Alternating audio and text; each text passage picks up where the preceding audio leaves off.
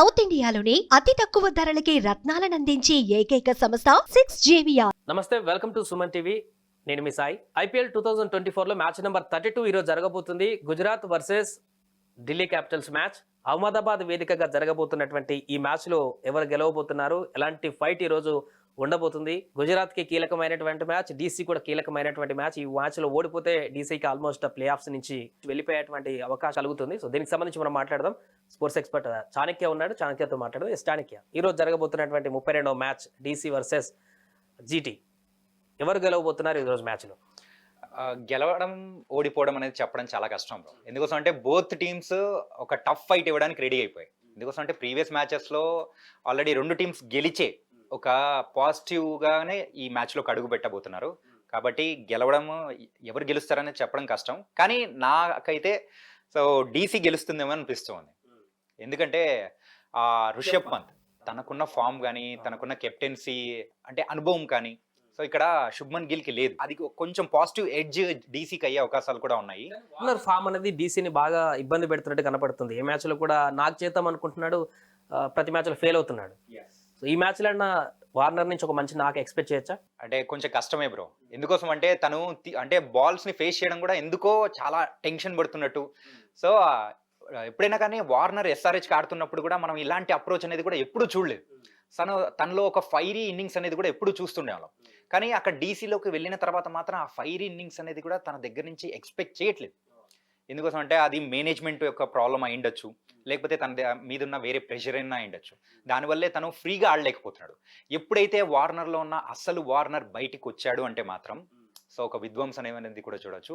ఈరోజు అహ్మదాబాద్ గ్రౌండ్ పెద్ద గ్రౌండ్ అయినా కానీ ఒక మంచి ఓపెనింగ్ పార్ట్నర్షిప్ అనేది కూడా వచ్చే అవకాశాలు కూడా ఉంటాయి.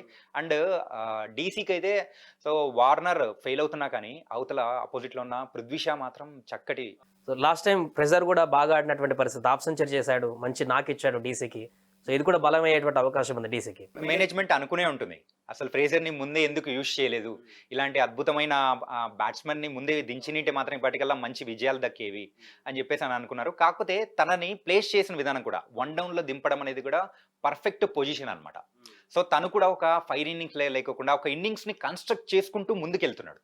ఎప్పుడైనా కానీ గెలవాలంటే మెయిన్గా కన్స్ట్రక్ట్ చేసుకుంటూ వెళ్ళి తర్వాత అనేది ఫైర్ అవ్వాలి. సో ఇక్కడైతే తన అలాగే చేస్తూ ఉన్నాడు.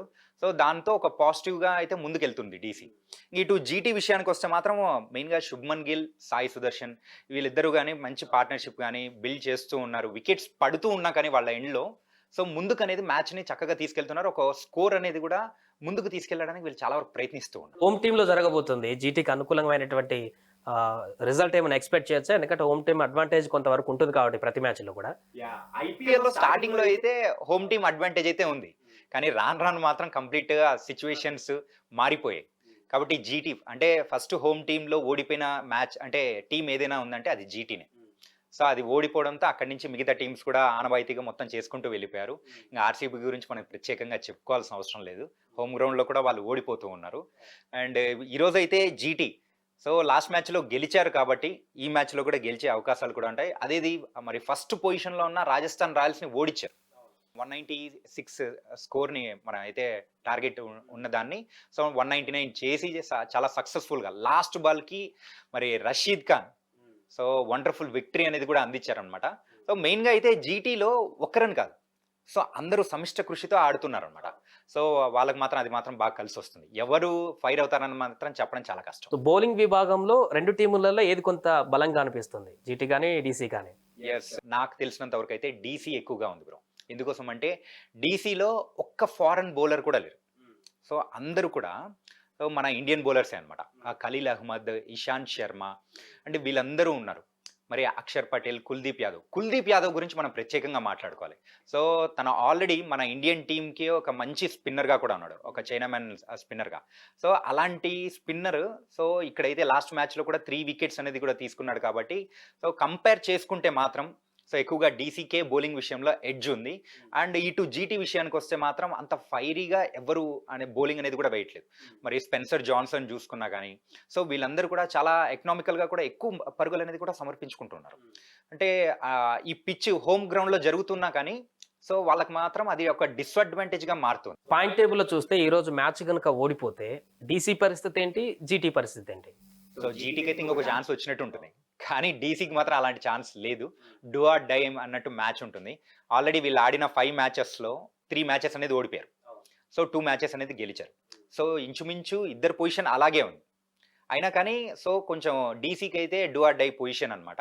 సో 4 పాయింట్స్ మాత్రమే ఉంది. ఈరోజు గెలిచారంటే 6 పాయింట్స్కి వెళ్తూ ఉంది. సో మోరల్గా కూడా ముందుకు వెళ్ళే అవకాశాలు కూడా ఉంటాయి. అంతెందుకు ఇప్పుడైతే 9th పొజిషన్లో ఉంది డీసీ. సో గెలిచారంటే ఆ పొజిషన్ చేంజ్ అవ్వకపోవచ్చు, కాకపోతే 6 పాయింట్స్తో మాత్రం ముందుకు వెళ్తారనమాట. అలాగే ఎలిమినేషన్కి సంబంధించి కూడా కొంత డిస్టెన్స్ మెయింటైన్ చేసినట్టు అవుతుంది గెలిస్తే. ఎందుకంటే ఇప్పుడు ఆర్సీబీ ఆల్మోస్ట్ లాస్ట్ ప్లేస్లో ఉంది, ప్లే ఆఫ్స్కి వెళ్తుందో లేదనేటువంటి క్వశ్చన్ మార్క్ కూడా ఉంది. ఏదో మ్యాజిక్ జరిగితే తప్ప వెళ్ళదనేటువంటి పరిస్థితి. సో ఇప్పుడు డీసీ ఓడిపోతే కూడా అలాంటి పరిస్థితే వస్తుంది అనుకోవచ్చు. ఖచ్చితంగా. ఎందుకోసం అంటే ఇక్కడైతే ప్రతి నాకౌట్ మ్యాచెస్ టైప్లో వీళ్ళైతే చూసుకొని ఆడాలి.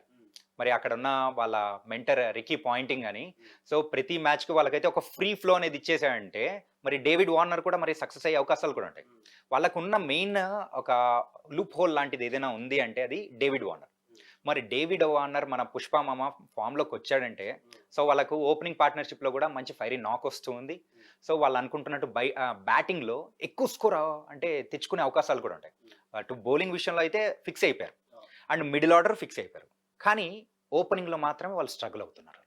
రైట్. సో అది మొత్తానికి 32 మ్యాచ్ జీటీ వర్సెస్ డీసీ జరగబోతుంది ఈరోజు అహ్మదాబాద్ వేదికగా. చూడాలి ఏ మ్యాచ్ ఈరోజు ఈ రెండు టీముల్లో ఏది గెలవబోతుంది. కొంత టఫ్ ఫైట్ అయితే ఈ రెండింటి మధ్య కూడా ఈ రోజు కొనసాగేటువంటి అవకాశం ఉన్నట్టు కనపడుతుంది. హోమ్ టర్మ్ అడ్వాంటేజ్ జీటీ తీసుకుంటుందా లేదా అవకాశాన్ని అందిపుచ్చుకొని ప్లే ఆఫ్స్కి మరింత చేరువయ్యేందుకు డీసీ ఒక అడుగు ముందుకు వేస్తుందో చూడాలి. సుమన్ టీవీలో మీ పర్సనల్ అండ్ బిజినెస్ ప్రమోషన్స్ కోసం కింది నెంబర్కి కాంటాక్ట్ చేయండి.